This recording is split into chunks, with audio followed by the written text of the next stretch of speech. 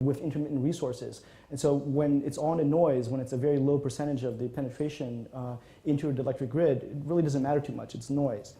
We're projecting a world where it will not be noise anymore. It will be a significant fraction of the energy supply, a very significant fraction of the energy supply, we hope. And when that happens, you actually do need to have technological solutions that look at the entire picture, including the electrification of vehicle fleets, building demand response, et cetera. So looking at the problem from a holistic level, I think you can arrive at a much better solution than attacking it individually.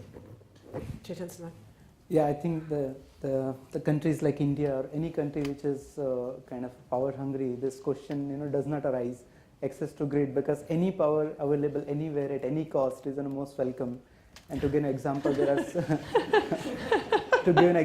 are certain parts in the country, in states, where people buy diesel electricity at as much as 100 cents, almost $1 per unit cost. So in that sense, anything which is available from the grid is really most welcome. So this question will come 100 years later, probably.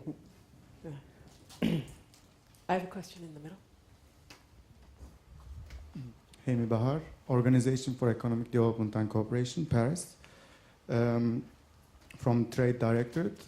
First of all, a comment on the terminology used among panelists. There's a they tend to distinguish between capital subsidies and feed-in tariffs. Actually, they are all subsidies according to international trade law. So this is my first comment. The second comment, European Commission showed a map on that in some places solar technology is on grid parity. We are talking about grid parity, the competitiveness, so on and so forth. However, we didn't take into account, I don't know if this terminology, if this study took into account the impact of variable renewables on the conventional technologies and wholesale electricity markets, which is becoming more and more an issue in Europe and in other countries, because they decrease the wholesale prices, displace conventional technologies which are needed to balance them constantly.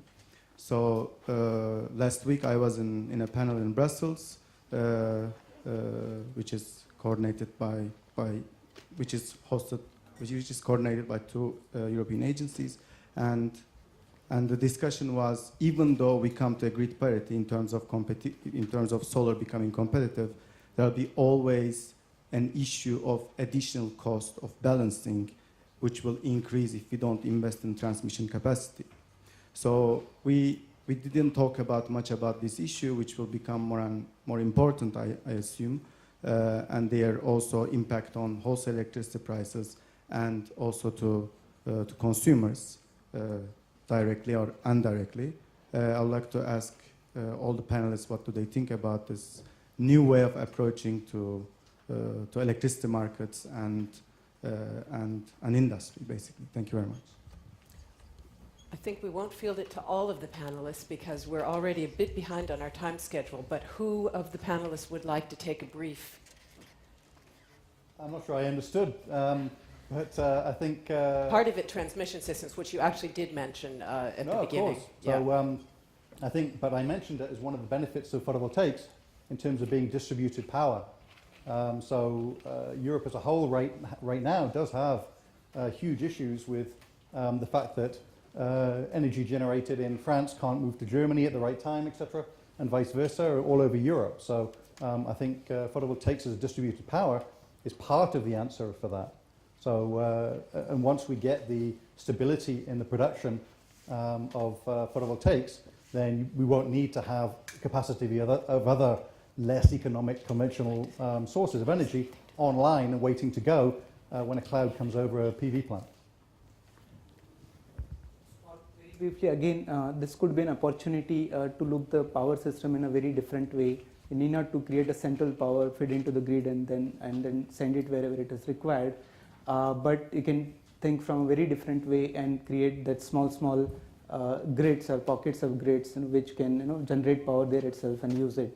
It will help efficiency-wise, the cost-wise also it will be beneficial, and probably it will be the fastest way to send or get the electricity at the remotest of the place anywhere in the world. So this can be an opportunity as well. Rethinking the grid. I think I would leave it there because, as I say, unfortunately we've got so much material, but we are going on to trade issues in more detail, and we want to be refreshed for that. How long a break do we have, given that 10 minutes, okay? You'll find some coffee and tea in the back, and brief break, and let's all be back in place in 10 minutes from now. Thank you.